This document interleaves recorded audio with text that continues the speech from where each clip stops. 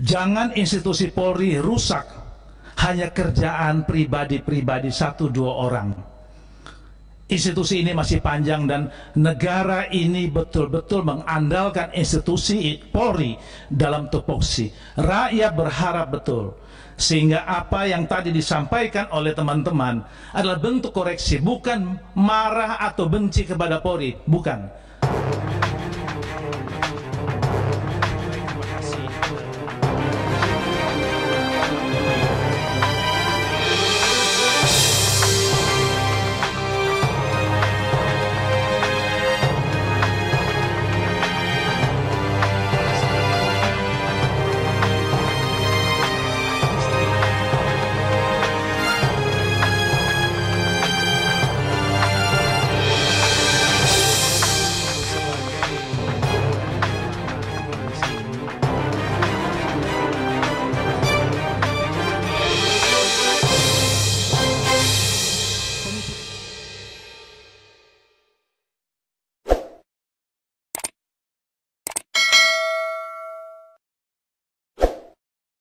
Baik, terima kasih pimpinan Komisi 3, anggota Wakapolri dan jajaran yang saya hormati. Tentu pertama-tama saya mendengar beberapa hari ini sepertinya di media ada yang menggoreng istilahnya Wakapolri mengajak preman untuk menangani protokol COVID. Sebagai orang yang udah lama di komisi ini, pertama saya melihat itu dari nurani pribadi, meminta supaya Komisi 3 tidak ikut-ikutan terjebak dalam opini yang sedang dibangun oleh media, dan saya tidak tahu siapa yang, dan itu biasa dalam dunia politik.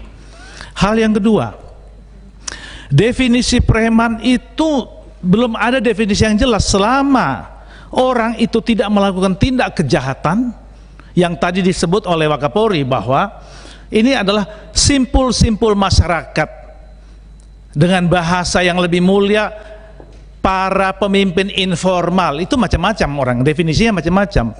Dan menurut saya tidak salah kalau Polri mengajak elemen masyarakat untuk bersama-sama bergandengan tangan menangani hal-hal yang ada dalam masyarakat yang sifatnya sudah darurat.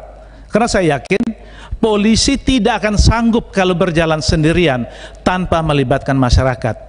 Yang menjadi menarik, ada istilah preman, dan itu saya tidak tahu siapa yang bikin istilah itu. Saya yakin bukan dari pihak Polri yang membuat istilah itu. Dan sebagai politisi saya juga katakan, preman itu ada definisinya. Apa bukti dia preman? Apa pelanggarannya? Katakanlah kalau dia bekas narapidana, kemudian dia bertobat, dia ada di tengah masyarakat, dia mau membaktikan hidupnya untuk bergandengan dengan aparat penegak hukum untuk mengatasi situasi sosial yang ada di masyarakat, ya kita tidak bisa bilang dia itu preman. Dia itu orang yang sudah bertobat. Jadi lewat kesempatan ini saya membuat statement politik bahwa jangan buru-buru mendefinisikan, jangan buru-buru apa yang dilakukan oleh kepolisian itu selalu ditanggapi negatif.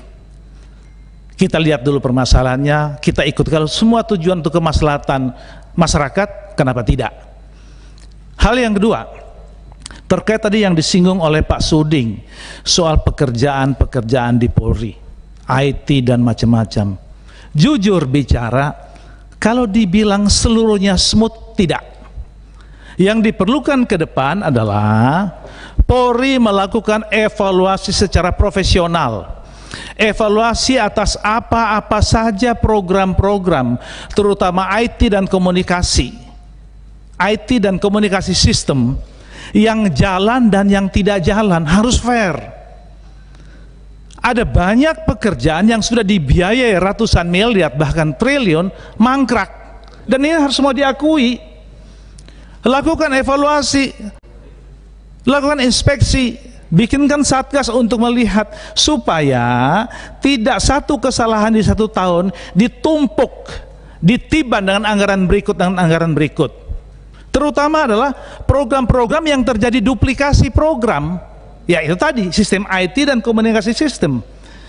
Ada banyak satker di Polri, Programnya, judulnya beda-beda, ujungnya barangnya yang sama-sama aja, sistemnya yang sama-sama aja. Bahkan, mohon maaf, dengan liciknya orangnya itu-itu saja, hanya ganti muka, ganti figur, judulnya dibedain. Sementara bolong-bolong yang telah terjadi bertahun-tahun ditumpuk, bolong tahun ini 1 triliun ditumpuk pakai 3 triliun tahun depan. Nah, ini akan menjadi bom waktu buat Polri. Saya bicara begini bahwa kita semua sayang kepada institusi ini. Jangan institusi Polri rusak hanya kerjaan pribadi-pribadi 1-2 orang. Institusi ini masih panjang dan negara ini betul-betul mengandalkan institusi Polri dalam tupoksi. Rakyat berharap betul, sehingga apa yang tadi disampaikan oleh teman-teman adalah bentuk koreksi, bukan marah atau benci kepada Polri, bukan. Semua ingin Polri ini menjadi besar ke depan. Semua ini ingin Polri menjadi lebih profesional. Cara untuk lebih profesional salah satunya adalah program-program yang mangkrak, yang tidak jalan.